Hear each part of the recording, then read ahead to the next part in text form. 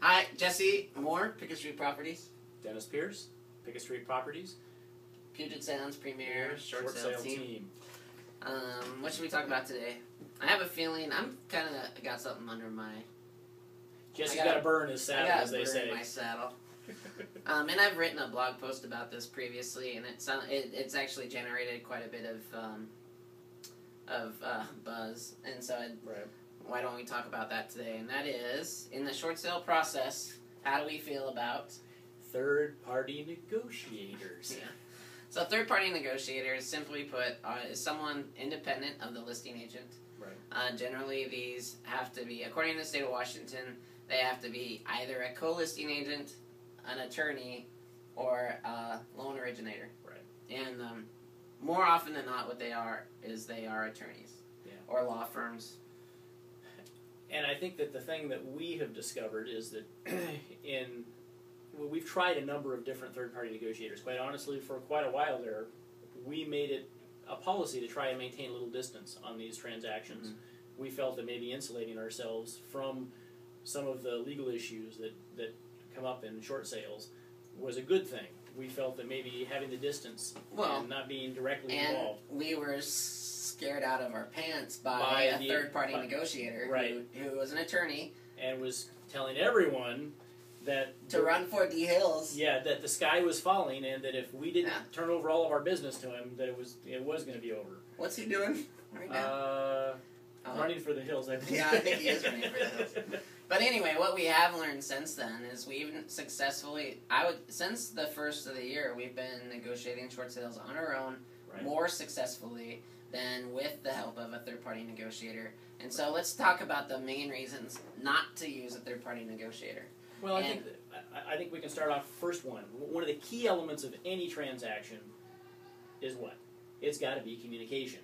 Communication is important. And basically what you have there is another interrupt in the communication process. You've got another layer of bureaucracy in what's already a very bureaucratic process. It's hard enough to get a hold of it's hard enough to get a hold of the negotiator, to get a hold of the investor, to get a hold of the bank, mortgage insurance company. Yeah, it's like it just goes on and on and on. And so now you've added one more layer.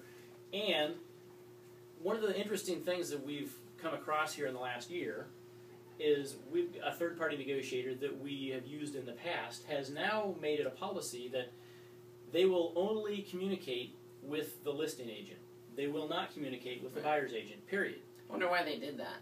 Do you think there was chaos? I suspect, they couldn't rein in the mosquitoes. I don't know.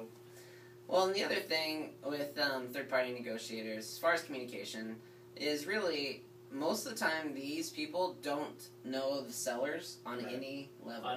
There's no personal investment as to the seller's well-being.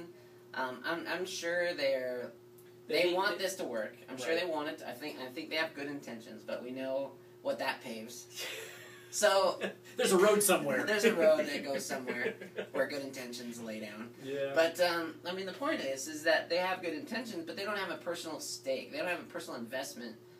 They don't have a personal relationship with the sellers. Well, and I think that's really critical to point out that there's a huge difference between talking to someone on the phone that you have met one time and what we do, which is we have an extensive meeting, we have ongoing conversations, we're intimately involved in the process, knowing what your situation is and knowing what the steps are that we've made it through and the hurdles we have ahead. Well, and the other thing is quite honestly, a negotiator has asked me, what's their hardship? Like, they don't know. Like, they don't have it sitting right in front of them. Yeah, exactly. And if I'm a third-party negotiator and I'm working, 50 files, I may not know that answer off the top of my head. I'm not going to be able to retain that. But as a listing agent, I certainly know why they're not making their payments. Sure. I know it's because that he was in the hospital 4 times last week, and because of that, he hasn't had a paycheck for 3 weeks. And so you have to know, if you want to be compelling to a negotiator and sound like you know what you're doing, then you have to have a personal stake, a personal investment in the people that you're representing. Well, I think that's part of being a short sale advocate, which is what we pride ourselves on being, is we believe that there is a compassion that goes along with this particular side of this business, where we're representing people on a very human level. And you can't be on a human level if you've removed yourself another step. But we still haven't talked about the number one reason not to use third-party negotiators. Go ahead, share. I got a feeling you're going to. Price. Yeah. I mean, the reality is you're a seller. You don't have you're selling your home short, which generally means you don't have money. You don't have fluff money to pay another party. I mean, quite honestly, as real estate agents, do you think that we're compensated? Okay. I mean, I think we're compensated. We do all right. I think that it's okay for us to do a little extra work. I think it's okay for us to take that file, represent you to the best of our ability, and not leave the standard commission rate. I don't know why we would have to charge necessarily 1 to 2% more in a transaction. Which is pretty standard for a third-party negotiator. So let's roll with this. I'm a buyer. I want to make an offer on a property that you've listed. You're using a third-party negotiator. I'm finding out as I've fallen in love with this house, and now I've learned that to write an offer, I have to agree to a $3,500 fee. Right. That pays somebody that I've never met and who won't talk to me. Won't talk to you. Yeah. I'm paying $3,500 for this person not to tell me how the file's going, how it's moving forward. Yeah. And so now I'm a buyer. I've saved up money for a down payment. I have closing costs to cover. And now on top of that, you want me to pay 1 to 2% more for a short sale that makes me wait 4 to 6 months for an answer. I mean, an answer that I won't know is coming until it's actually right in front of me. So we've just added you've just added an obstacle. If you're a listing agent, use a third-party negotiator. You've just added an obstacle to sell that house. Yeah. And I don't know about you, but I'm in the business of removing obstacles. No, we're in the business of finding solutions, removing obstacles, and getting to the goal.